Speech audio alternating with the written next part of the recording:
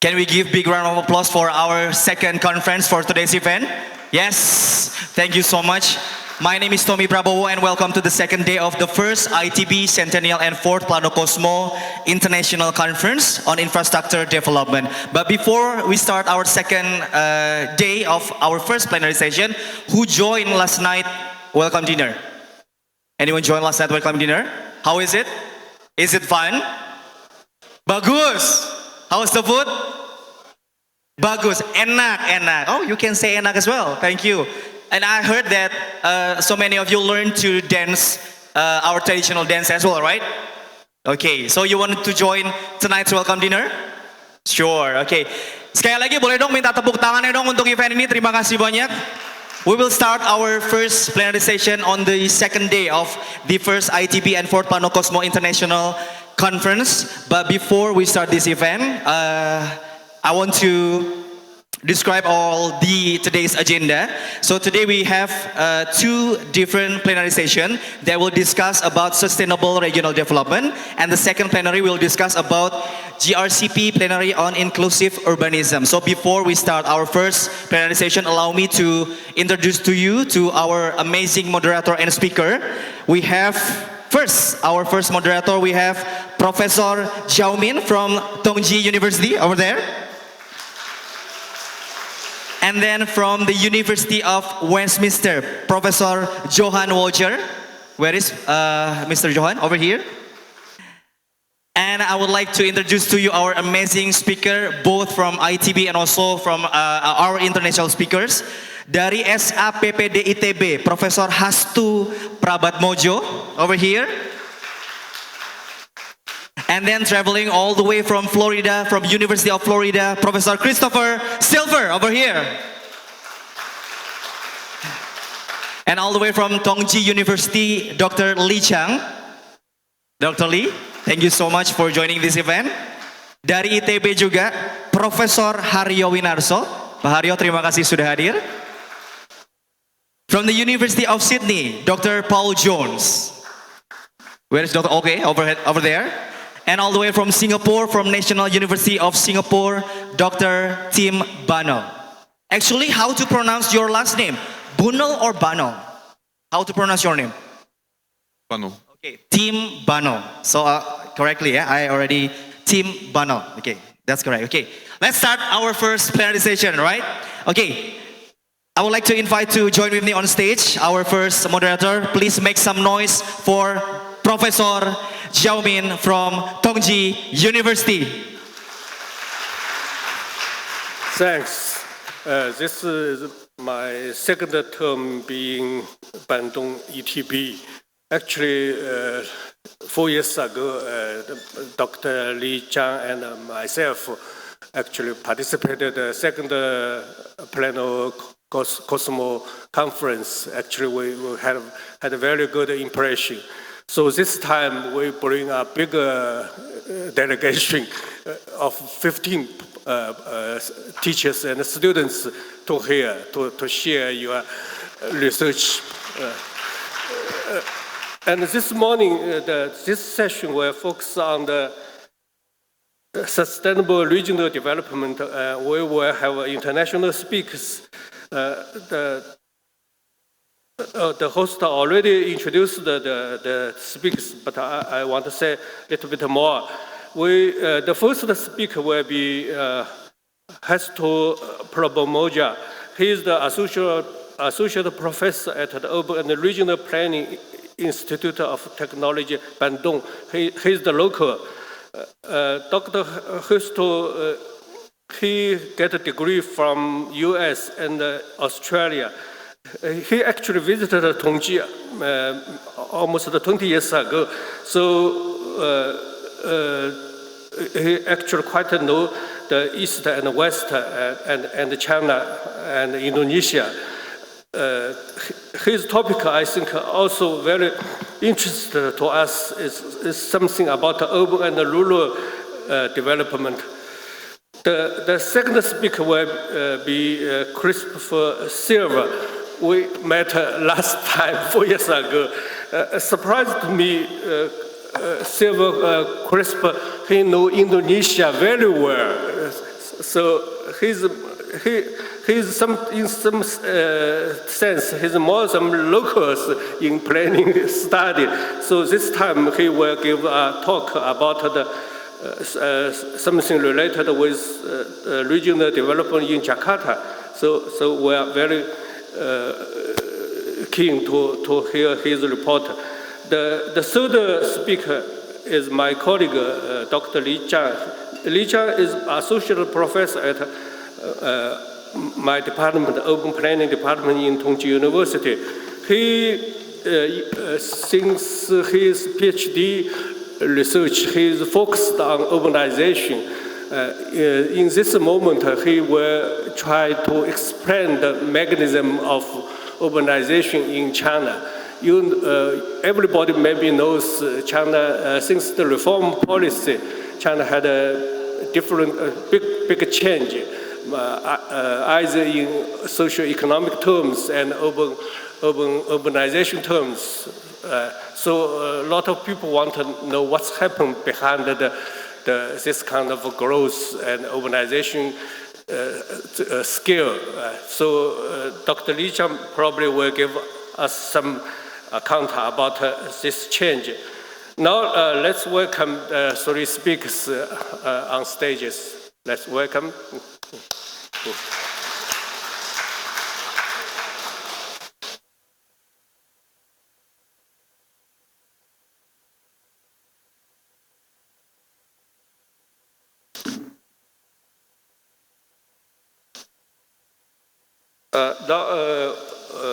The first speaker is from local, Professor Hastu Prabatmodjo. His topic is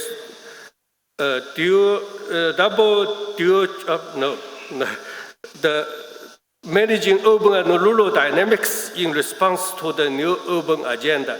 Let's welcome.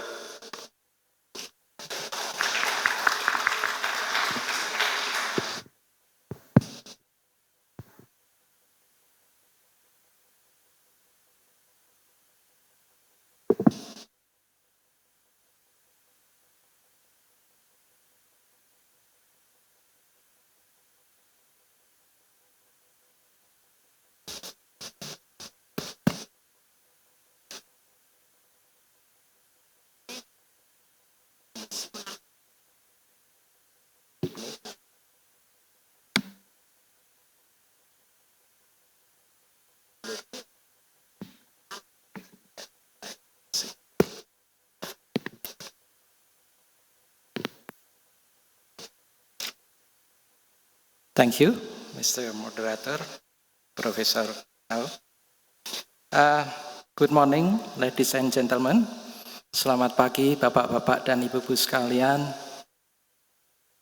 Assalamualaikum warahmatullahi wabarakatuh.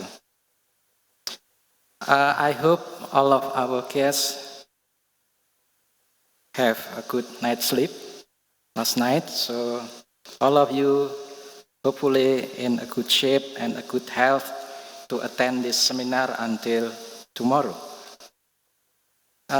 Usually, at occasion like this, our guests will be given first opportunity to talk. But Pak Silver told me that Indonesia is not really a foreign place for him, even a second home for him. So he feels that he's not really a guest here. And then I think our colleagues from Tongji University also have quite been familiar with ITB because we've ever been collaborated together in research, collaborative research organized by UBC and SIDA, I think in the 1990, and I ever pay a visit to Tongji University to give a seminar about my research in small town development at the time. It's a long time ago. So our colleagues from Tongji University are also not quite really guests. Okay. When I received assignment from the organizing committee about the topic of rural and urban dynamics in response to new urban agenda, I have to think hard about the topic. Yeah? So the topic is not from me, it's Simon from the organizing committee.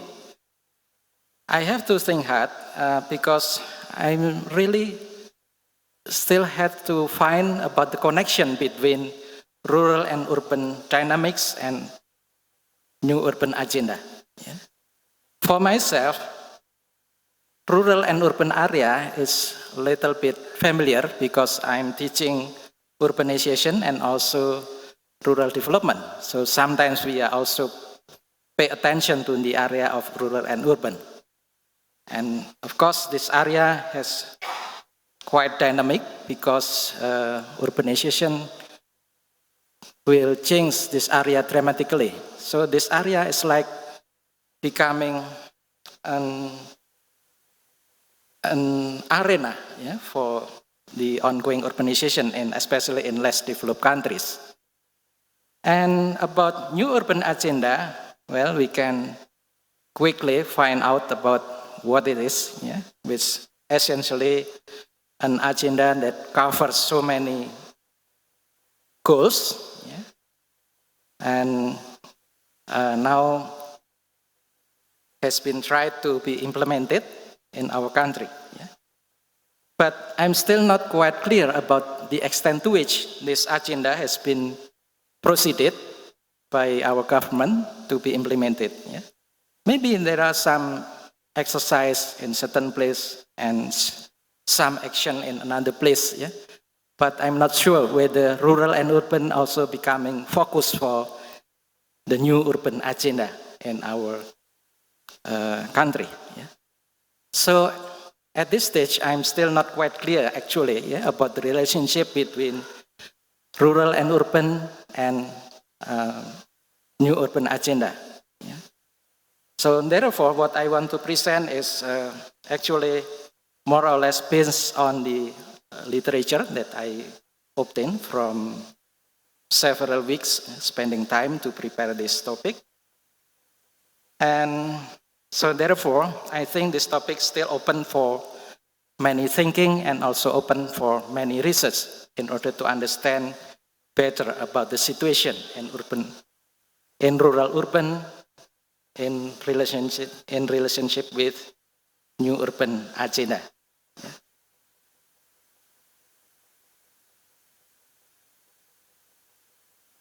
My presentation will follow this outline. First, I want to remind us about the situation of urbanization, especially in less developed countries.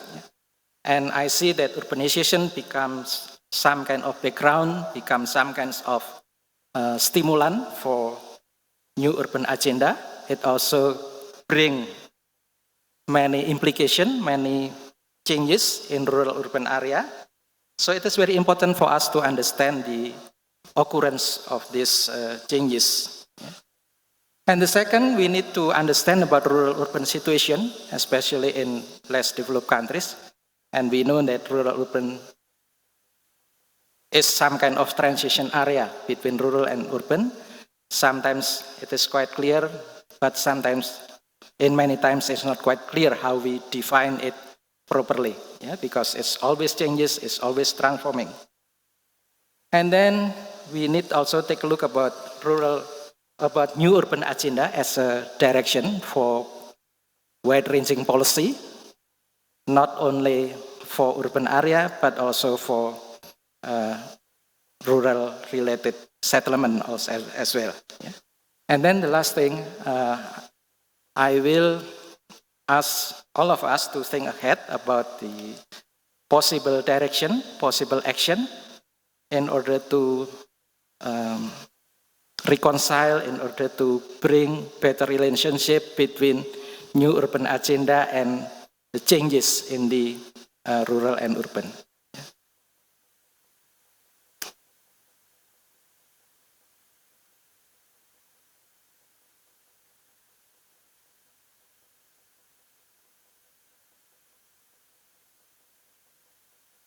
Now, I think many of us is already familiar with this kind of diagram. Yeah, it shows about the ongoing dramatic change in our world, in which we can find the increasing number of population. Yeah? And at the same time, we also witnessing that the population of urban areas has started to surpass the population in rural areas, yeah? Maybe around 2010. Yeah? So now we are living in more urbanized world, actually. Yeah? And this trend will still to continue in the future. And what we need to realize with the change is that we will have many consequences, yeah, because of this change. Yeah? We have to think about the production of food. We have to think about how can fulfill the water, how can fulfill the energy, and so on. Yeah? Because when people more and more lives in urban areas, certainly there will be dramatic increase in the need of food, water, energy, and other raw materials. Yeah? And we know that all of this necessity, yeah, mainly also produced by rural areas. Yeah? But at the same time, we are losing our rural areas. Yeah? So these changes implicitly actually will include changes in our production structure and also changes in our productive activities, yeah? And will bring many consequences in our region. Yeah? And especially for less developed countries, these changes will take place in rural and urban areas, yeah? Rural urban areas. Yeah? And we also understand that these changes will be fostered by advancement in the technology, especially caused by the internet and also automation and robotics and wearable gadget and also 3D printing. Yeah? All of these four technology are predicted to give tremendous impact to our way of producing goods, yeah? And also will bring impact on the special structure related with our productive activities. Yeah. These maps illustrate that our world is becoming more urbanized, and less developed countries will become home of many big cities and also metropolises. Yeah. So countries like China, Latin America, and also South Asia, some African countries will become home for big cities and metropolises. So this kind of urban situation, urban area, is not only in the domain of the US and the Europe anymore, yeah, because we have relatively widespread of urban settlement in our world. Yeah.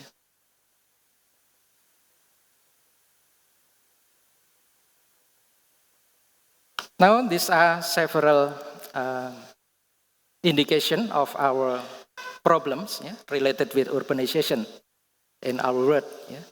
The first one, that from the perspective of population, our cities will grow faster than the population itself. Yeah? So we will have many and many cities in our region.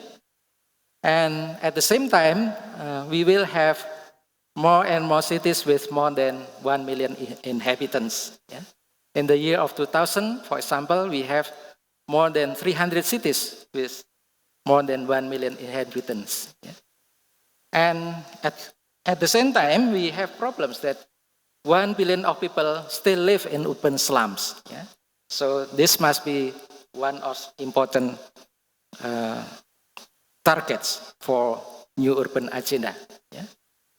And if we focus in Asia and Pacific, this region alone becoming home for more than half of the urban population. Yeah? So even Asia and Pacific will becoming urbanized as well. Yeah. This situation will pose challenges, yeah? And what we are thinking ahead is that we need to achieve sustainable urban development, yeah? Because in this situation, this will have challenges, especially in the issue about inequalities, yeah? Social and economic exclusion, and also environmental degradation. Yeah? So now the question is, how can we develop our urban system, yeah, in the ongoing urbanization, and at the same time, how can this development of our urban system can reduce this problem of inequalities, can include more and more people in social and economic development, and also can protect our environment. Yeah?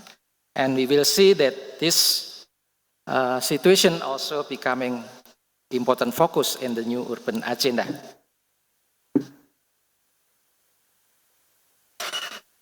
But at the same time, the urbanization process also will bring opportunities for many countries, yeah, in terms of economic growth, possible social and cultural betterment, and also in environmental improvement.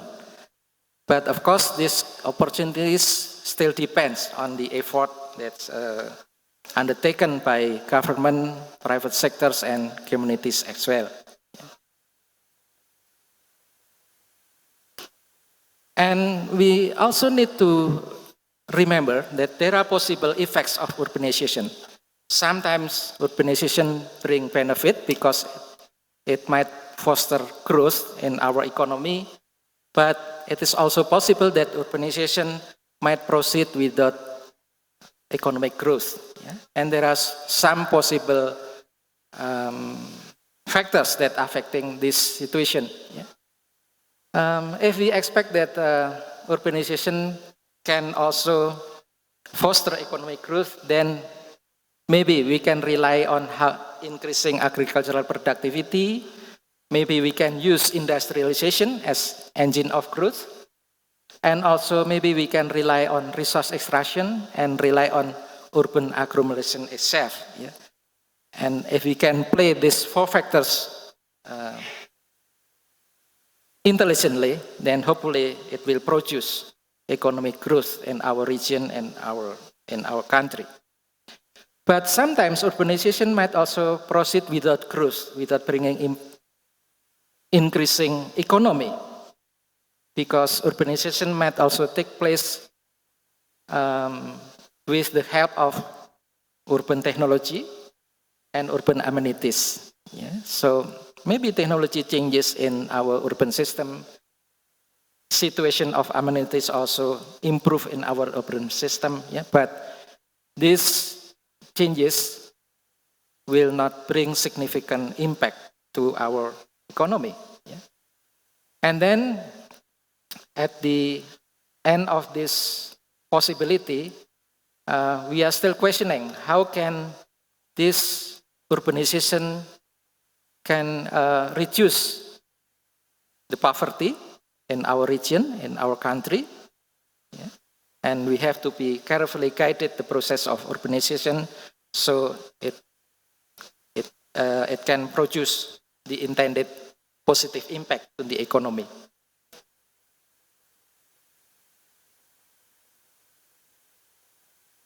Now, we have three manifestations of urbanization actually, yeah? From pre-industrial urbanization, modern industrial urbanization, and post-modern or post-industrial urbanization. And I think now for many less developed countries, especially Indonesia, has already moved to the second and the third stage. Yeah?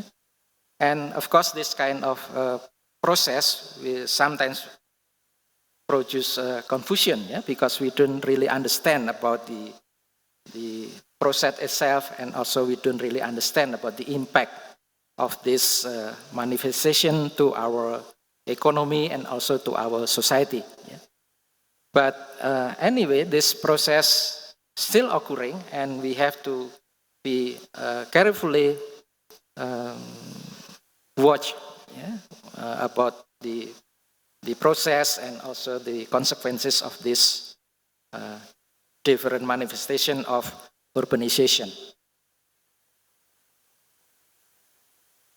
This diagram just only illustrates how our urban system, how our urbanism becoming more complex. Yeah? So we are now have not simple term of urban anymore, yeah? Because in our situation we have, for example, maybe urban corridor. Yeah? We have also mega region, we have megapolitan, conurbation, urban development, etc., etc. Yeah, so many forms of urbanization take place in less developed countries now. Yeah, especially in Indonesia and maybe also in China. Yeah? And we have to understand about the formation of this urban system, and also we have to understand about the process and the consequences of this formation.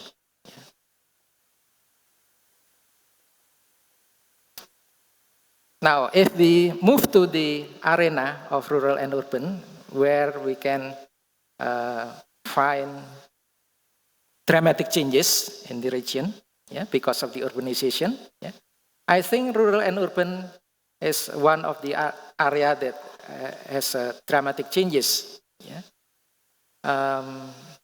If we see the urban area, maybe it's relatively stable, as well as remote areas also relatively stable, but urbanization dynamics will bring tremendous impact in urban fringe, in peri-urban, in desa kota, and also in commuting areas. Yeah? And to some extent also will influence the rural or countryside that has good connection with urban centers. Yeah? And we have to understand better about this area, yeah? Because there are so many changes that we still don't really understand about the consequences of the changes. And if we focus further in this rural-urban area, then we will have some important problems in this area. Yeah? First, we still find poverty as the biggest problem in this area. And then we have environmental problem, yeah, in this rural-urban area. Sometimes we find social disintegration, social and economic exclusion, employment changes, conversion of agricultural land, and the lack of infrastructure. Yeah. So this is reality of this transition area. So many problems, so dramatic changes, and then the result of this, maybe it will produce chaotic development in this rural and urban area. Yeah. Especially because this area also has unclear and sometimes dysfunctional governance.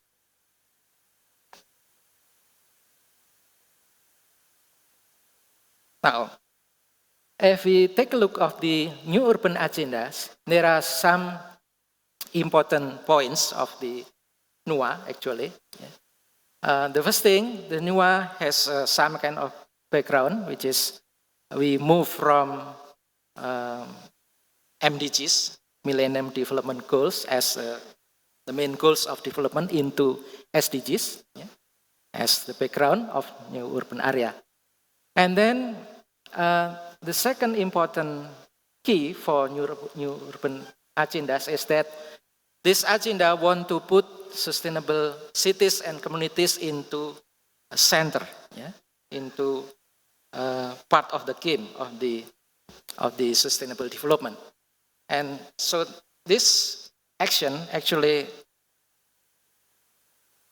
different, yeah, with the previous development agenda. Yeah. And then the key tag for new urban agenda is that it wants housing and settlement development for all. Yeah. It means that this agenda will promote further inclusive development. Yeah? It wants to include as many as possible people who are in poor condition, who are marginalized, yeah? And so on. Yeah? And so this agenda actually has so many areas that need to be covered. Yeah? And the main objective of this agenda, especially if we focus it just only in the cities and human settlements, is that this agenda wants to achieve sustainable, resilient, equitable, and inclusive development. Yeah? And then how if we put this agenda into rural and urban area? Yeah? That's, I think, what we need to understand better. Sorry, you only have 2 minutes. Okay. Now, this figure is just only summarizing about the Sustainable Development Goals. Yeah? And there are 17 goals that should be achieved. And we see here that sustainable cities and communities become one of the agenda in Sustainable Development Goals. This is show the relationship between sustainable cities and communities and other agendas of the Sustainable Development Goals. There are some explicit links and substantial links among this agenda. Now, urbanization and rural-urban area. We witnessing this area becoming arena for urban expansion, explosion, and sprawling. But at the same time, it produces fragmented, disorganized, spontaneous, irregular, and chaotic development. And also, sometimes it becomes place for enclave development in the form of new towns, housing, cluster, yeah? And also becoming place for incoming migrants. This is some illustration of what happened in rural-urban area. Agriculture and industry, agriculture and housing, and floods problem because of the lack of infrastructure. And the effects of this urbanization in this area, sometimes it produces marginalization, displacement of local people, gentrification, social and economic exclusion, inequalities, and food and water crisis. And if I show you these two directions of the arrow, we are still asking whether how can this effect of the urbanization in rural-urban areas can be handled, can be managed by new urban agenda, and how can these problems can be responded by new urban agenda. That's all. Thank you. I'm sorry. Thanks. Okay, now let's welcome the second speaker, Professor Silva. Yeah. Okay, we don't have the monitor. I have. Okay. Okay, I will do that. Good morning. Thank you for coming this morning. Again, as was mentioned earlier, we had a festive time last night with dancing, eating, and a dramatic drum performance with the mayor in the mayor's compound. I also want to acknowledge the value of the presentations that were done yesterday. It really sort of set the context for what I want to talk about today, which is looking at a green agenda and specifically looking at Jakarta Megacity. And again, I think what's really important is that while we need to understand that larger agenda, and I'll talk about that a little bit this morning in my 20 minutes that I have to present, I want to bring it down to the level of the megacity and even lower than that to the community. Because again, we've had a good background on the extent to which green and green urbanism, eco-cities and inclusiveness are part of the agenda, but how's it really operating on the ground? What's really happening? What kind of projects are being done? What are some of the strengths, but also some of the weaknesses? And so what I want to do today, and unfortunately we don't have the monitor, so I'll have to turn my head occasionally. It's mostly slides, so I won't be reading the whole time. But I do want to look at the meaning of green urbanism because, and also you'll see eco-city, because it means different things to different groups. It has a lot of implications. There's some commonalities there. Also, when you talk about greening in the context of megacity Jakarta, you're talking about a very unique situation because, again, if you heard yesterday, there are some very interesting and I think very significant greening projects going on in many cities around Indonesia, led by the national government and supported by the provincial and local governments. But in many cases, those are smaller urban places. Megacity Jakarta is one of a kind. Again, as we all know, it's the second largest megapolitan region in the world, and so its challenges are very different, and maybe we're doing better in the smaller cities and maybe challenged there. I also want to look at what's being done, as I said, but also what's not being done to promote greening. And I think if you read the abstract that's in the program, which is actually fairly detailed, you'll see that I'm really focusing a lot on connecting the city to its natural surroundings, to its ecosystem, which is something I think the planning system, not only here, but in many places, really hasn't taken into consideration. And then finally, I want to look at some models, both within Indonesia, but also beyond that, that may help us move the megacity a little bit closer to what is, in fact, an inclusive and green and sustainable environment. Try it again. This is the model that sort of points to the ecological foundation of my approach to green cities. And again, there are different models. Some look at eco-cities and the technology of the information technology age, but I really want to focus more on how Jakarta has become disconnected with its environment. And you'll see it's had significant impacts on the quality of the city. Also, as I suggested, there are different meanings, and what I did was put in bold the differences. In some cases, it's making effective use of natural resources. This is actually from a presentation by the Ministry of Public Works that was presented at an international conference back in 2012 that was announcing the National Green Cities Program. Then you have the biophilic city, the idea of actually reconnecting the city to nature. It's the idea that nature can do without us, but we cannot do without nature. And in fact, that's something I think cities and planners have lost contact with.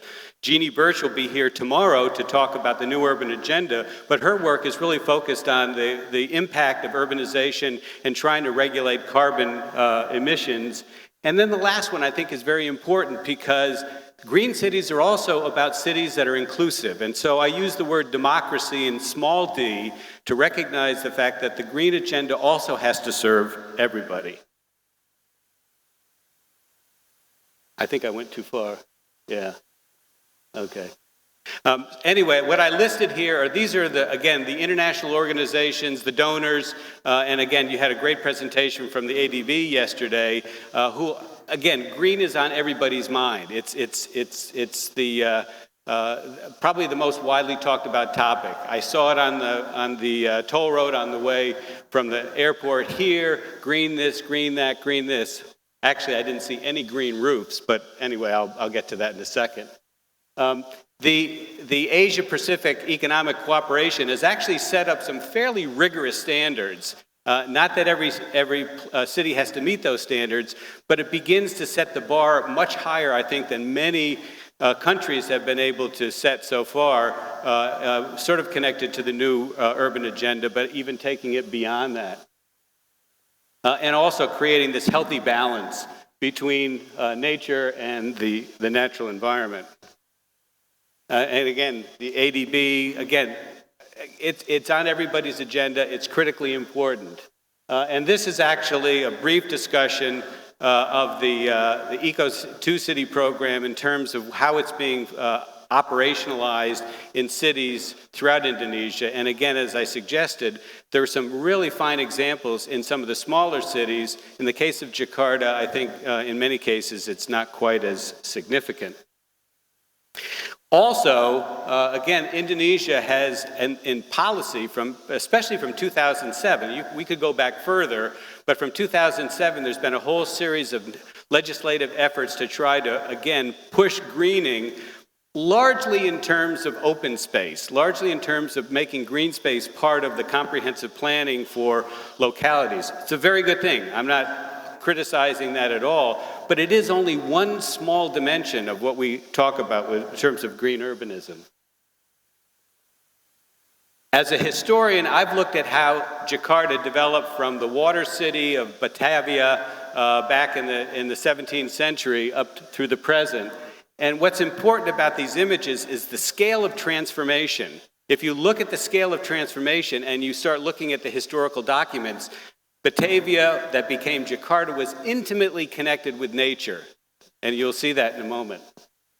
But now it's become, in fact, a megacity that literally has obliterated the ecosystem on which the city was initially founded. And of course, to handle a place of this size population and with this level of growth, obviously there are going to be some impacts. But I think this image shows you that except for Merdeka and a few other patches of green, this is a place that has completely lost or been sort of disconnected from its ecological foundation. The one international initiative, I think, that has at least brought the ecological agenda to the forefront is the Rockefeller Foundation and their Sustainable Cities program. Because in fact, many of the cities that they've selected, like Miami and other places, are facing some of the same challenges that Jakarta is facing with its ecological system. And in fact, this is sort of the charge that came out of that acknowledgement of addressing issues of air quality and water quality, which again, I think are critically important. Okay, so what's actually happening on the ground? I begin actually not that far in the past. This is the model that was done during Fauzi Bowo's governorship, and in fact there was a little building in Jakarta where you could go and look at the model. And this was the period in which, again, he was beginning to address some of the challenges from the flooding, and you'll see those images shortly. But it was also this image of Jakarta becoming a world-class city. Great objective, is it inclusive? And in fact, many of his initiatives were attempting to address issues of how to manage floods, and particularly affected various parts of the city, expanding the transit system, still talking about the MRT, which now is actually in process. But this was, again, thinking about the sort of city as a whole, not thinking about its communities. The election of Jokowi as governor, and this is from his campaign, began to bring, I thought, in my judgment, a much closer focus to the ecological foundations of Jakarta, particularly focusing on trying to restore the Ciliwung to its original size. But actually, there were a whole series of initiatives to continue to work on water management issues, but also this idea of restoring all 13 rivers over time, not immediately, but over time. I thought a very bold suggestion that something that I think had never popped up in any of the previous comprehensive plans for Jakarta or even in the political dialogue. And of course, expanding green space, and we know both beginning as governor and now as the president actually helped to really launch the transit program that had been talked about for about 35 to 40 years and now finally being built. Here is the key document. You maybe have seen this. It shows up in many different places. This is the river system. This is the 13 rivers and its tributaries that make up the foundation of what is now the heart of Jakarta, although obviously they've expanded beyond that, certainly as Hastu and others have pointed out. This is what has been obliterated by the urbanization process over time. And here, I just wanted to give you one of my historical images, taking you back to when Batavia was a small little settlement up on the north coast, and the fact that it was interconnected with the rural areas around it. And notice, there's no urbanization actually affecting the river system. In fact, the bigger problem they had in the 17th century was not enough water. There wasn't flooding. There was one flood. But it wasn't enough water because the agriculture, the irrigation was actually siphoning it off and the city didn't have as much. And so this is what you get on top of that ecological system. And then also, again, an example of how urbanization has literally encroached not only on the shores of the rivers, but have actually sort of pushed the rivers into a much smaller footprint. I'll go back. And I'm going to come back to this quickly. Again, I know I have only about 5 minutes left, but I want to talk about the fact that the kampungs, and particularly the informal settlements, have tended to be blamed for all the flooding. I have a slightly different perspective based on some new research that others have done. But of course, there has been flooding in the city, and if there was time to talk about it, you would see that in fact most of the serious flooding is only within the past 20 years. There was virtually no flooding before, and it was a meter, it was a little bit here, a little bit there. This is a modern phenomenon. And obviously, I lived here in 1996. I remember the 96 flood. A friend of mine had to be evacuated from their second story of their house in a place that you should never have built a house in the first place, but that's beside the point. The 2002 flood was the flood that was deemed to be historically the most devastating, but the best was yet to come. The 2007 was the Great Flood. Of course, it coincided with the election of the new governor. Fauzi Bowo came into office later in 2007, and so the issue of flooding I think in many ways had moved beyond transit and transportation congestion as an issue. And then it just continued since then. Again, this hitting one of the more affluent areas up on the north coast of the city. Historically, and I'll zip through these very quickly, most of the mitigation strategies have been similar to what was talked about yesterday, large infrastructure projects aimed at trying to address the city as a whole. This goes back to the original Van Breen plan, which did the West Canal and the Southern Canal, and then when Fauzi came in, he finished the East Canal, controversial at the time, but actually, again, done better than the other canals because it could actually absorb rainwater because they actually had permeable pavement that were used for the embankments rather than the solid concrete that really doesn't work very well. Also, the building of the flood wall up on the north coast, again, this guy's pointing to the fact that the city is sinking. And then the large river dredging project funded by the World Bank took a while to get it going. And again, a good thing to do. The rivers do need to be dredged, but the cost of that in terms of the people living there is also fairly significant. Because here what you begin to see is some of the now at the community scale. To fix the problem of the metropolis, somebody's paying for it. And the folks that are paying for it are the informal settlements along the river, although that doesn't look that informal to me. But again, I don't have time to delve into that one either. Let me try to go back. This actually, I took students. This is Pasar Ikan, which I used to visit myself, and when I was living here, it's gone. It's obliterated, taken out on the north coast of the city. So, what are the challenges to cleaning up and greening this megacity? The assumption is that the biggest problem is clear away the informal settlements. They are the big problem. And I'm oversimplifying, but I want to make that point because, in fact, to a large extent, that is the case. Now, of course, there's other things that are flowing pollutants to the river. The kampung, they're allowed to have pipes that go into the river, but why do they have pipes? Because they don't actually have infrastructure. And then you have the situation where actually this image shows you the impact of the subsidence. And again, this is a huge issue. There's been others that have talked about it. I've written quite a bit about it. But the fact that parts of North Jakarta have actually sunk up to 14 feet is really quite significant. So, what can be done to create a green and sustainable Jakarta? Again, what's been done on the ground is important. Jokowi, as governor and then as president, restored the Pluit Reservoir. It cost some people their homes, but actually established a fairly green area. Some more greening in the north part of the city, actually creating a park. The advantage of creating a park is that it's not going to become high-end development. So everybody's going to benefit from it, even if there were people that had to pay the cost of losing their homes. The MRT is critically important to address issues of air quality and also perhaps to counter the massive increase in the number of cars and motorcycles. And the LRT, a massive infrastructure project, again, similar to what was talked about yesterday. But there are also low-impact technologies that are possible. Again, a rain garden, from example in India. Green roofs, we have them in the United States, not enough. And this actually, I believe, is in Japan. It's the greenest roof in the world. This is our green roof. The University of Indonesia, which is probably the best example of a fully built green roof. Unfortunately, if you visit it now, they had to take all the grass off of it because it leaked. But it's a new technology. But this is an enormously powerful way to control stormwater. In Singapore, if you've ever get a chance to go there, maybe some of you have seen it, the Bishan Park has turned one of those channeled waterways like we have in Jakarta into a meandering stream that actually does better at flood protection than having the stream. And of course, even Jokowi talked about trying to recreate in Jakarta the possibility of what was done in Seoul, of literally taking a mass highway out and restoring the river that's underneath.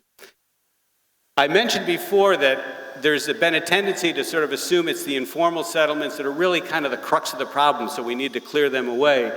But in fact, new research is pointing out to the fact that many of these communities are actually trying to live sustainably along the riverfront, but they don't have the infrastructure. They've continued to have to rely on the river because they have no other alternative. This is Tongko, a great community in Jakarta that's actually tried to address this issue by literally chopping off the front of their houses to create a buffer between the riverfront and the community that's there. They were being threatened with having the whole place removed. They said, well, how about if we do something ourselves? And they've installed septic tanks. These are sort of the visions of this new green city, but these are sort of the grandiose visions. And certainly the Waterfront City project, which remains alive. And again, there's certain things about it that are attractive, but it's not inclusive. And it leaves out probably 50% of the population. So what we need to do is we need to come up with alternative ecological strategies. We need to begin to do that seriously, as opposed to just saying a little bit of open space for green and open space. And we need to actually address the more fundamentals of the whole ecological system. And I'm not going to read through those at all.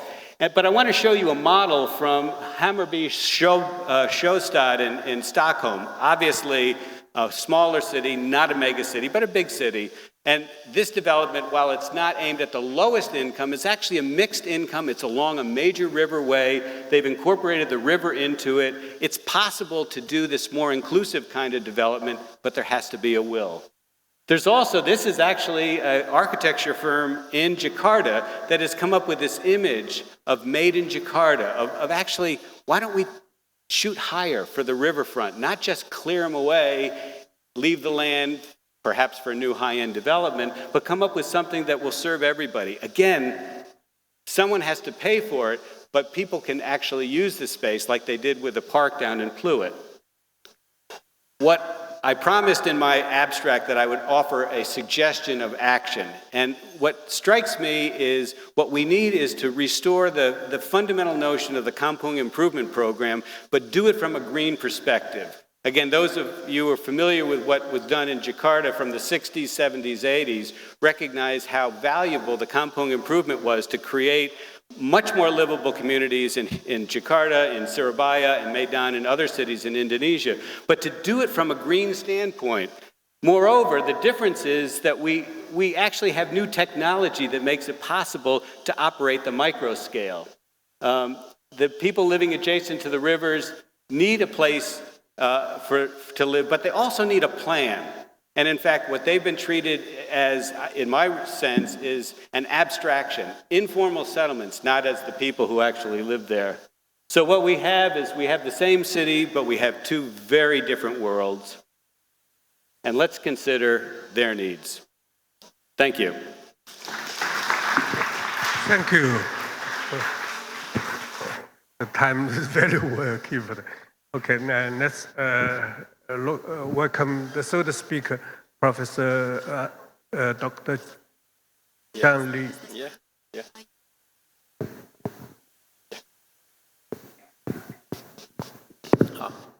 Thanks everybody. I'm very happy here to share my theory about Chinese urbanization.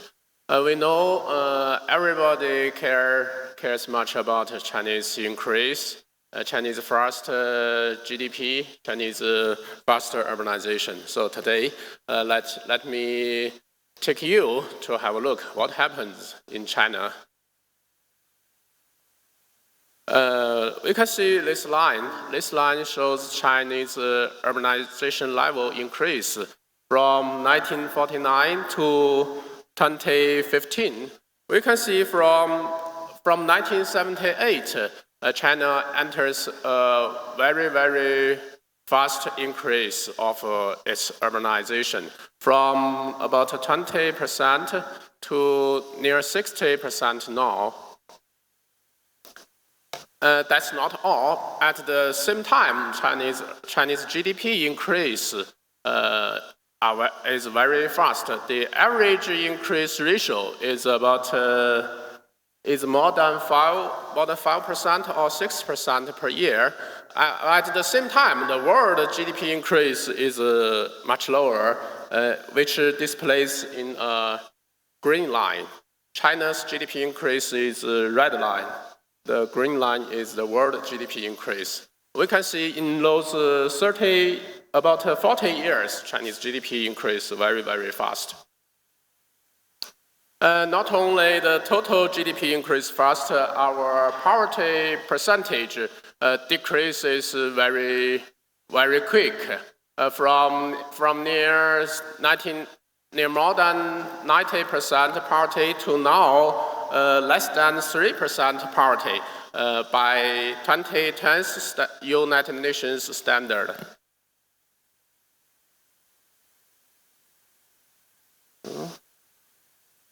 Okay.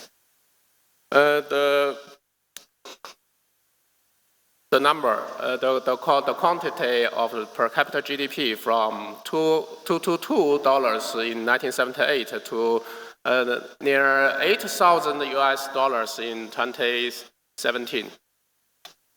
Urban income from only $199 in 1978 to now $3,529 in 2017. Urban housing per capita is from 3.6 meters square in 1978 to 41 meters square now. Estimated life from 60 years old to 77 years old now. Poverty from 30% to lower than 3%. The 30% is the 1978 standard. The illiteracy, sewage coverage, tap water, and some other infrastructure changes very, very much. What is the value to conclude Chinese experience is that China is the second largest economy, follow the USA. China is also first or second largest population in the world. I'm not sure. Maybe India has surpassed China now. Also, Chinese regional larger disparities. And our state system is a little different from Western countries. We are a socialism country, but other countries are capitalism. The last thing is the ownership. Our land ownership is a little public. And also, we can say the combination of public and private is very different from United States and European countries. So China is very different. Now, I think we should seeking a new characteristic way from a developing country to a developed country. Maybe China is a model worthy to learn for some countries. Let us review the classical theory. What theory can explain Chinese so fast urbanization increase and the GDP increase and the social welfare increase? First is the Kingsley Davis S-curve model, who did work based on statistical calculation. Who makes an S-curve. It means from 30% to 70%, the country's urbanization will go fast.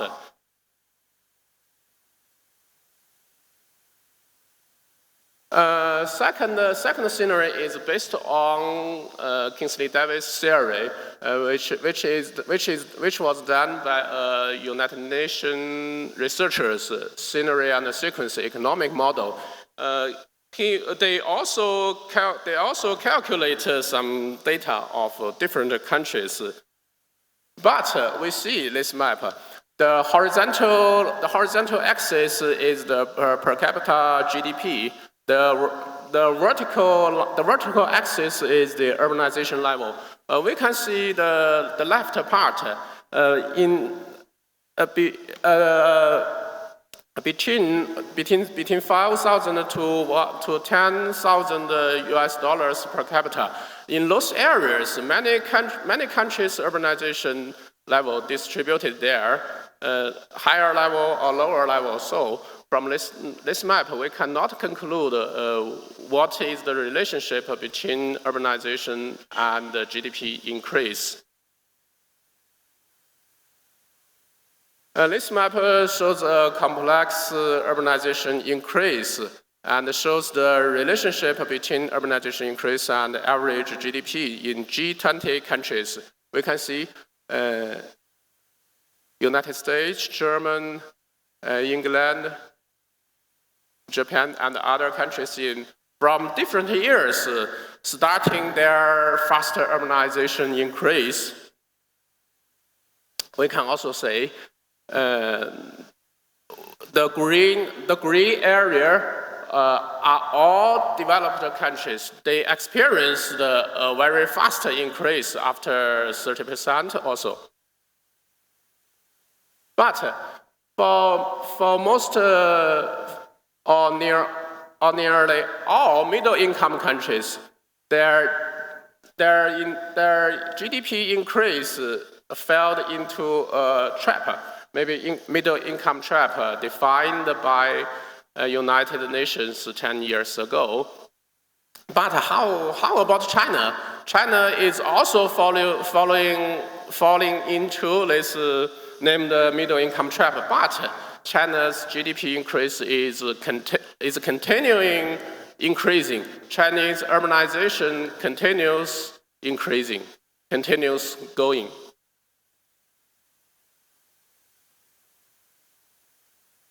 Let us see this table. This table shows comparison among developing countries. Let us explain what this table shows something to us. The first column is average GDP by purchasing power parity in 1980 and 2013. For example, Argentina in 1980, the per capita GDP is about 5,000 US dollars, but for 2013, the per capita GDP is 18,600 GDP. From these two data, we can see the Argentina's GDP increase is very fast. But we know the currency has inflation. If we take our brother USA as a standard, as 100%, then in 1980, the Argentina's GDP is only 39% of USA. But we use the same calculation method. In 2013, Argentina's GDP proportion is only 35% of USA. What it means? It means in those 35 years, Argentina's economic doesn't increase. On the contrary, this country's GDP decreased a little, about 4% decrease. So we use same method to compare the other countries' GDP and urbanization. We can see the right line. We can see the right column. Maybe we can see Indonesia and China. Indonesia's GDP in those 35 years increases 5% to the proportion of USA. In 1978, Indonesia's GDP is only 5% of USA. In 2013, it increases 10% of USA. But at the same time, the urbanization level increased about 30%. Yeah, from about 20% to by 50%, which increases 30%. Let us move to that of China.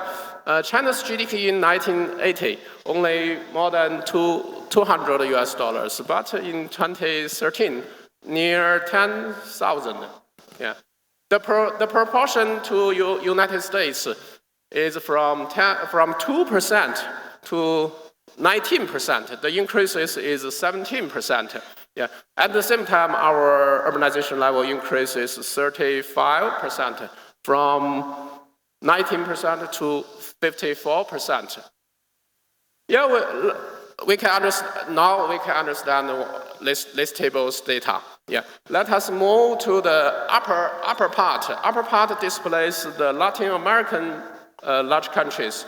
We can see most of those countries, urbanization increases very fast. The average increase is 12%. But the GDP increase comparing to United States standard is decreasing 2%. Yeah. On the contrary, Asian countries develops fast, especially for China. But we must admit that the other countries' urbanization increase faster, but the GDP increase not fast. So the middle income trap theory cannot explain Chinese urbanization, why Chinese urbanization go very fast. Let us move the fourth scenario. The fourth scenario mentioned yesterday by a speaker, I think so. We say demographic dividend or demographic bonus. It means that when a country's demographic population structure is very young, then it can contribute much of GDP increase. We can see China's population demographic structure. The dependency ratio means younger laborers to older laborers and the children. Yeah. The dependency rate in 1982 is about 68%. That percent is very high. But in 2010s, the dependency ratio decreases to only 34%. Yeah. It means our country's demographic structure is very young. So it is calculated by researcher that 0.115% GDP increase contribution per 1% dependency ratio decrease. Then the Chinese demographic bonus contributed 42.79% to national GDP increase from 1982 to 2010. But after 2010s, Chinese dependency ratio does not decrease continuously. The dependency ratio keeps very stable at 32 or 35%. So the demographic dividend, demographic bonus cannot contribute to Chinese fast urbanization from 2010s. Maybe we can say this theory cannot explain nowadays Chinese faster urbanization. How to proceed Chinese economy and urbanization after 2010s? The last theory is very famous. We know Arthur Lewis, who got a Nobel Prize 60 years ago, maybe. Yeah, he has a theory of urban-rural dual economy. The main idea of that, the income disparity between urban industry and rural agriculture exists. Yeah. But in China, the marginal income decreases from rural migrants because the national economy increased very fast, including rural industry. Rural wages are no less than that of urban low salary nowadays for China. Yeah. So what is the new driving force for Chinese urbanization now? 2 years ago, our team did a field investigation in 13 provinces, including 7,578 villagers interview. All questionnaires are face-to-face done at that time. This is the training process. That's me. Let us show one main question. We ask rural villagers, where is your ideal residence? Most answers are that countryside. 72% of interviewers answer, we like countryside. We know the rural villagers' understanding ability is not much, not just like our professors. So we continue to ask similar questions. Will you consider to migrate out of your countryside?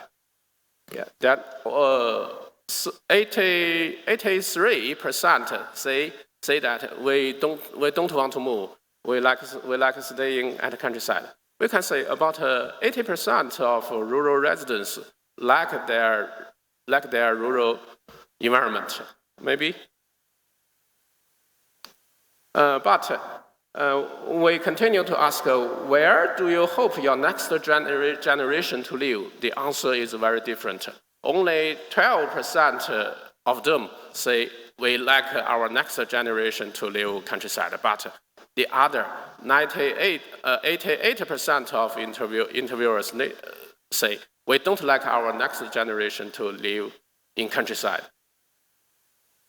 So why they move to cities? Why they like to urbanize? The self-ego pursuit? We think so. Yeah. No classical theory could explain Chinese faster urbanization process. Before we construct our theory, let us review the normal theory of urbanization. For European countries or developed countries, surplus laborers in rural areas migrate to urban population. Yeah, why to migrate? Because in urban areas where there have enough jobs. Because one century ago, European countries and other countries colonized to other areas, and global industry increased very fast. So urban areas, urbanity can supply enough jobs. So no slums happens in European countries. On the contrary, in Asian countries or other developing countries, what happens there? Many surplus rural labor force, rural laborers migrate to cities. To cities do something, some of them with high ability, then they move to be urban population. But most of them to be semi-urban population. Most people lost rural properties and have no chance to return to their countryside because of landowner system and other institution background. So many of them fall into poor people in urban slums.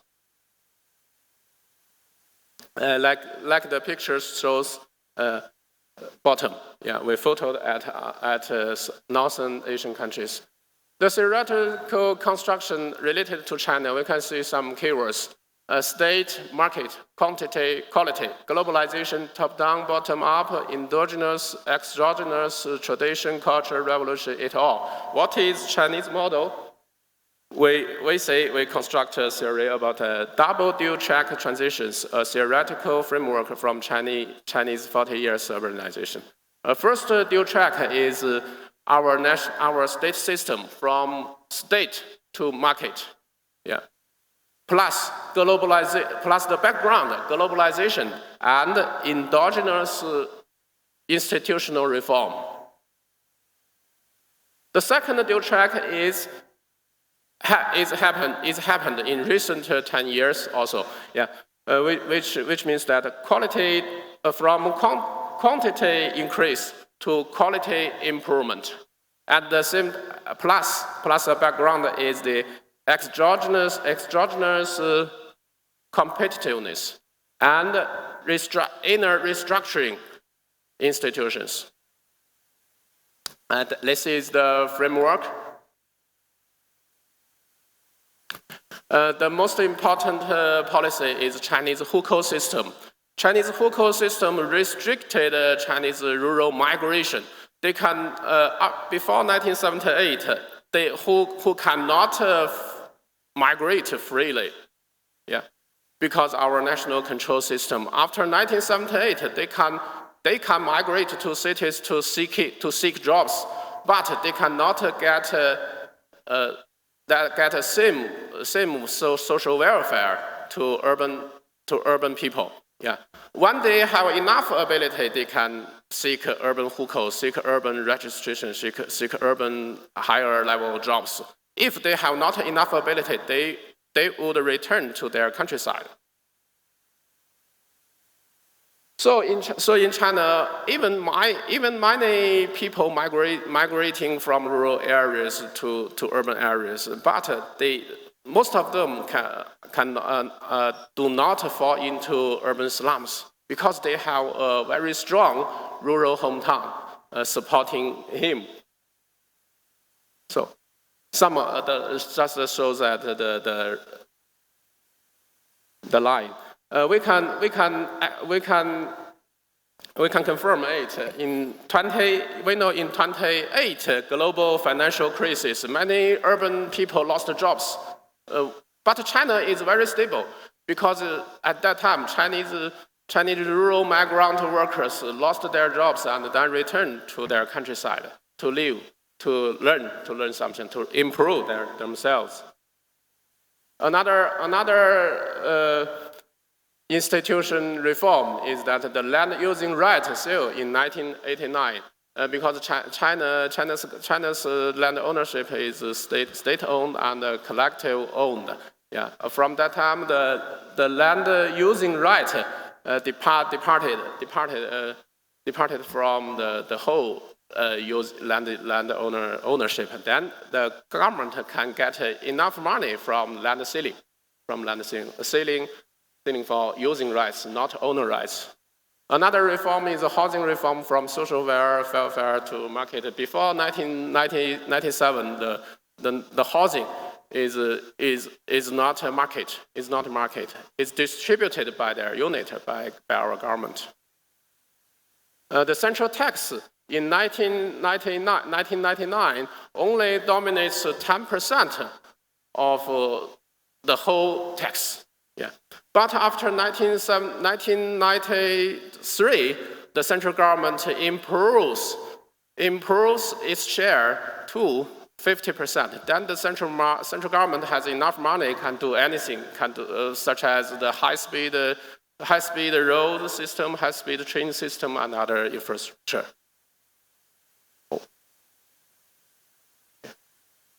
Let us. In this process, the migration concentrated to eastern areas very fast, from western and middle province to Yangtze River Delta to Pearl River Delta to developed regions.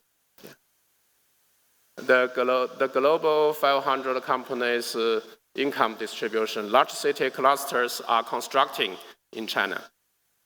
Our new techniques, the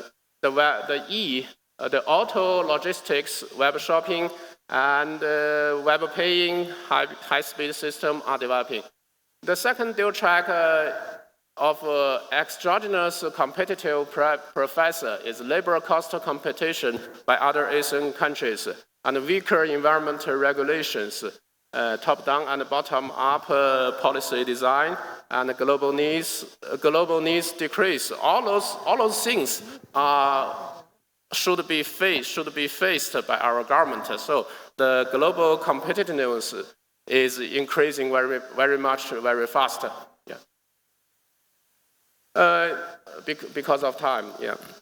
Nowadays we cannot distinguish what is China, what is Western countries from the urban view.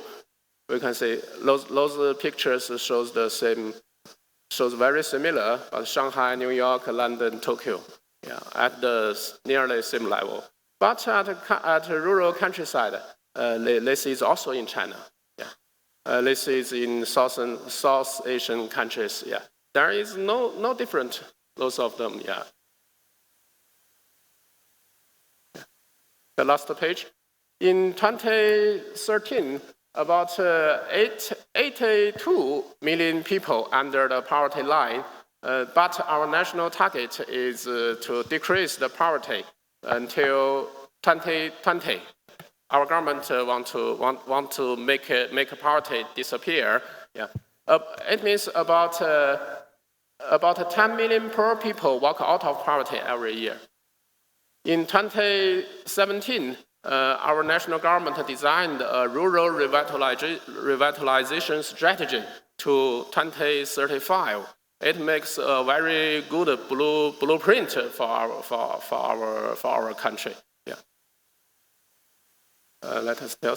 In the next 20 or 30 years, we think China, India, Indonesia, Nigeria will contribute much to the faster urbanization. But the social justice, regional disparities, urban-rural gap should be key issue for those countries, including Indonesia and China. Yeah. I think I have not explained it very clear now. But if you are interested this theory, this Chinese urbanization process, you can read this book, co-authored with Professor Zhao Min. Thank you very much. Thanks. Now we had a 3 presentation, 3 speakers from this different perspective to give you a lot of information. We're already talking about the situation in Indonesia and in China. You can make some comparison. Now, due to the time limits, we only have maybe we'll have a 2 minutes extension. We start later, so we close also later. So we have 2 minutes for question and answering. Now, who have? Okay, this gentleman. Okay, over here. Yes, go on, sir. Okay, thank you very much. My name is Tommy Firman. I'm a faculty member at the Urban and... Yes, okay, thank you. From the Tommy Firman, I'm from the department here at the institute. I have a question to Mr. Dr. Zhang from Tongji. I think the title of your paper is very, very interesting. Double dual track transition, a theoretical model for Chinese urbanization. That's very interesting, but I have a question because it's not too clear for me. To what extent your model is different from other models? Yeah, like you mentioned about the classical model from Arthur Lewis, yeah, and then perhaps also globalization model, let's say from Saskia Susskind, for instance. Can you explain it to me? What's the difference of your model with with other models, yeah, including Arthur Lewis and some other models? You got my question? To what extent your model, which is the double dual track transition, is different from other urbanization model, like you mentioned, the classical model of Arthur Lewis, and perhaps the recent one, globalization, yeah, from, say, for instance, from Saskia Susskind, etc. Thank you very much. Thank you, Pak Tommy Firman.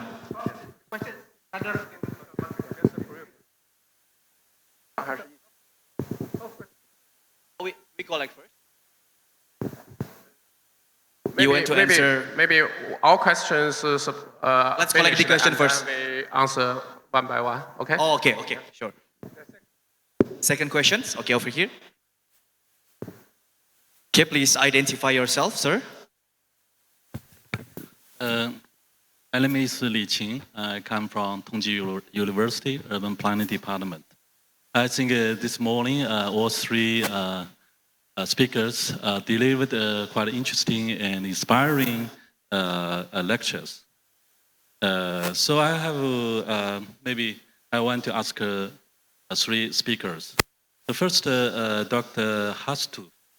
I think he delivered very interesting about the bigger profile of Indonesia development, and especially with some theoretical description. Yeah, a lot of issue, a lot of agenda. But first, I have two questions to you. The first is, what's the basic land use policy in this urban and rural dynamics? Because I want to know, also want to know what's the role of planning in intervening this process. The second question is because you mentioned the inclusion and the exclusion. So maybe for the agenda, you try to achieve this inclusive development, but the outcome, maybe the reality is exclusion result. So what's the reason and how to solve this problem? For the second speaker, Dr. Silver, I think he addressed interesting things for the future development, green urbanization, and this also, I think, is broader topic in the world. And so after your comprehensive analysis, I want to know, maybe you can explain, especially for Indonesia, what's the main barrier or the vital factor to reach the goal of green urbanism. And the last for Dr. Zhang Li, because you mentioned China, now we have the second track, a transformation from quantitative-oriented to quality-oriented. So what's your strategy if China try to solve this pollution and all the other issues to achieve the same goal like green urbanism? Thanks. Okay. Thank you, Mr. Lichi.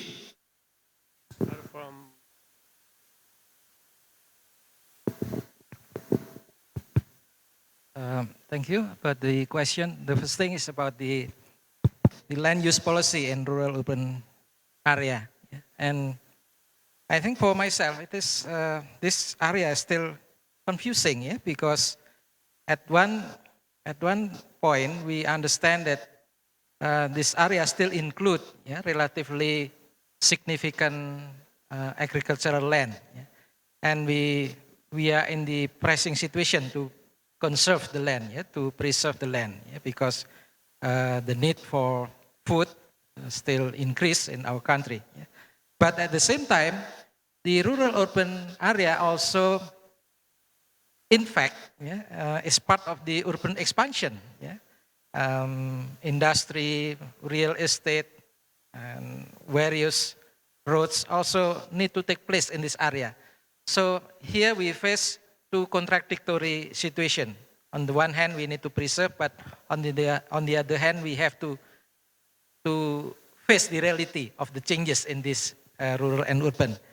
So in this situation, I think it's hard for the government to impose clear policy to reconcile this two contradictory process, especially because this area also usually has unclear, weak, and sometimes dysfunctional governance, because it is sometimes it's under jurisdiction of municipality, and sometimes is part of it also under jurisdiction of district government.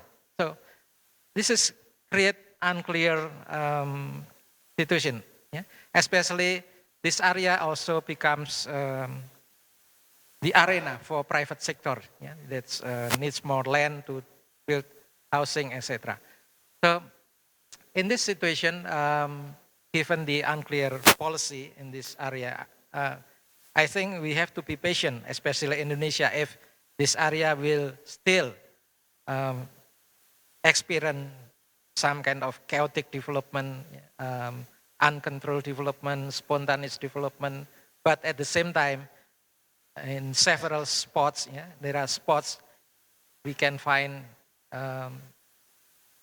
enclave development and also well-structured housing, etc. And then for the second question about how can we include, how can we proceed with inclusive development? I think this is some kind of long-term challenge, yeah? Because our development on the one hand need to include more and more people in the development process so they can have a better situation. Yeah? But at the same time, our development also create more and more people to be excluded from development, although we expect that the situation will be better, yeah, in the previous time. Yeah? But we also understand that from the data given by Dr. Lee Zhang, that although in the 80s and the situation in Indonesia, I think a little bit better than China in terms of income, yeah, per GDP income. But now China is already in much higher position than Indonesia. So this is, I think we still have to find out how to include more, yeah, especially in this very competitive world. Yeah? And I think we need to learn more from China, yeah, about how to reduce, yeah, the poverty situation in that country. Yeah? But I think the situation in China and Indonesia is also very different. Yeah? I'm sorry if I cannot have a clear answer about the inclusion. Yeah. Yeah. Your question to me about what is the major barrier to green urbanism is obviously a great question and requires a complex answer. But let me give you the simple answer, which is that to a great extent, as we heard yesterday, a lot of the efforts to strengthen green development in Indonesia continues to be operating kind of the same way it has for the past 20 or 30 years. More highways, supporting automobile culture, and large infrastructure projects. Again, we now have the MRT, we have the LRT coming on, but those are long-term projects. Actually, the presentation on China suggests a model that I think Indonesia, and particularly Jakarta, should think about, a dual track. There should be small incremental initiatives addressing waste, sanitation, water, and open spaces that affect communities within Jakarta. Again, as I suggested but didn't develop, the communities that are ready to go, the low-income communities, are in a position to actually do it using the Kampung improvement model, but focusing a lot more on the quality. And again, following the China model, have a dual track. We need the big infrastructure. As pointed out yesterday, it's been delayed way too long for a megacity like Jakarta. But if all we do is the big projects, then you're not going to create, I don't believe, an inclusive, sustainable city. Thank you for your two questions. I think those questions are very, very important. Yeah. In China, I think what is different from Chinese urbanization track to as Louis' model or other countries' model, I think it's very complex. Yeah. In 1980s, the national reform is not only designed by our national government, but the mechanism is somewhat from bottom up. Because at that time, we know Chinese rural demographic structure is very, very young. Many surplus laborers migrate to cities, and many youths distributed by the government in most dense area, about 40 million. So those two migration trends make a big pressure for cities' jobs supply. Yeah. If no reform, then Chinese cities will create many slums, just like other countries happens. Yeah. Then at that time, our national industry, our local industry, local private industry emerged at that era. Then this is the first reform from industry view, from state-owned to private owned and combined owned. The second is that the land owned system, just I said that we create a land using right. All Chinese urban land belong to Chinese government. Then, but in the past, our government cannot sell land to private owners. Yeah. But we can sell the land using right. Then the government can get enough money to input infrastructure construction. The third is that the national tax reform. In 1992, the national tax share is only 10%. But after reform, the national government can share about 50%. But all 30 provinces only share 50%. The share is low. How to get money for local governments? The land using right ceiling. The income from land ceiling belongs to local government. Then the local government have enough money to input infrastructure construction. Yeah. The third is that the national housing reform. Before 1997, Chinese housing belongs to state, not to private. Yeah. After reform, the housing enters into market. For every home should want their own house, should buy their house from market. Then the land using system, the land price increases very, very fast. And the other point is that Chinese enters WTO system and other reforms. Yeah, because time limit, I cannot explain it too much. This is the first track from state to market. The second track is from quantity to quality.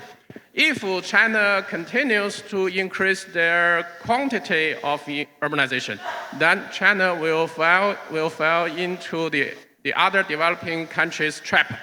Many slums will emerge. So Chinese government noticed that bad trend. Yeah, so we notice our urbanization quality. Yeah, improve semi-urban populations' welfare and housing supply and other some things. Even last year, our government promotes a rural revitalization strategy to improve rural social welcome and something else. I think many institutional reform contribute to Chinese faster urbanization without slums. Yeah. If we want to continue to talk it, maybe after this session we can discuss. Continue. We have to finish. Thank you. Because we over time. I just add one. Central government take 50% of the share of the taxation money. Not means central government spend all the money. They can make a bigger transfer payment to the remote area, to the poor area, to the rural projects. Okay, so I have to finish. So you have some. Okay, thank you so much. That was our first panel session for our second day of the ITB Centennial and 4th Planocosmo. Thank you so much, Professor Zhao Min from Tsinghua University as our amazing moderator. Please stand up. And also our amazing speaker, Dr. Hastu Prabatmodjo, and also Professor Silver, and also Dr. Li Chang. Please stand up because there will be talking about appreciation from ITB. I would like to invite to deliver the appreciation for our amazing moderator and speakers for our first today plenary session, Dr. Ibnu Shabri, Head of Graduate Program of Urban and Regional Planning, ITB, to present the appreciation for our amazing speaker and moderator for our first plenary session. They just discuss about sustainable regional development. Once again, please make some noise for our amazing speaker and moderator for our first panel session on the second day of the first ITB Centennial and 4th Planocosmo. They just moderated by Professor Zhao Min from Tsinghua University. Professor Zhao is a professor in urban planning and head of Tsinghua University's National Teaching and Research Team in Urban and Regional Planning. And Professor Zhao also served as the Executive Director of Shanghai Urban Planning Society. And also, Professor Zhao is reviewer at the Journal of Urban Planning Forum and the Journal of Urban Planning International.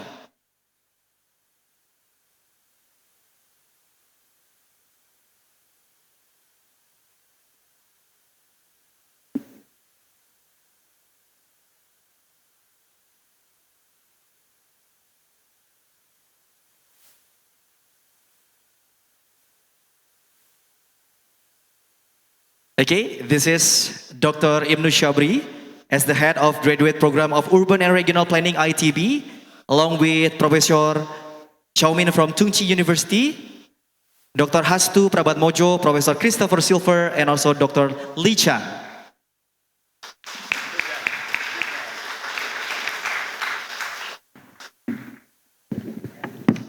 Okay, before we proceed to our second plenary session for today's conference, there will be 10 minutes coffee break. You can enjoy 10 minutes coffee break before we proceed to our second plenary session on the second day of today's conference. Our second plenary session will discuss about GRCP plenary on inclusive urbanism. They will be moderated by Professor Johan Walcher from the University of Westminster. And we will start the second plenary session at 11 a.m. And during the coffee break, you can also visit our exhibition by our 15 exhibitor at the East Hall. Once again, we have our amazing exhibition by our amazing 15 exhibitor at the East Hall. So you can enjoy the exhibition and learn more about all the information about the exhibition at the East Hall of this campus. Please return to this conference hall or the West Hall at 11 a.m. because we will start the second session of our plenary session at 11 a.m. And tonight's gala dinner, once again, I would like to remind to all of you to join tonight's gala dinner. That will be hosted by Provincial Government of West Java, and everyone invited. You can register yourself first at the registration desk, and the bus will be provided, and the bus will stand by here at 5:30 p.m. at the main gate.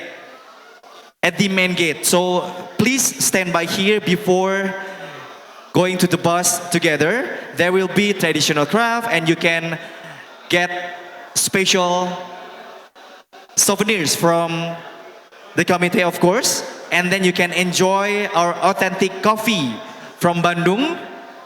And you can enjoy tons of traditional performance here at the landmark of Bandung City at Gedung Sate. Okay, so the gala dinner will be hosted by Provincial Government of West Java. Everyone invited. Please stand by at 5:30. Right after lunch, there will be parallel session. So there will be two sessions. The parallel session will be at Sugianto Sugioko building. And here at the Aula Barat or West Aula, there will be book launch right after lunch break.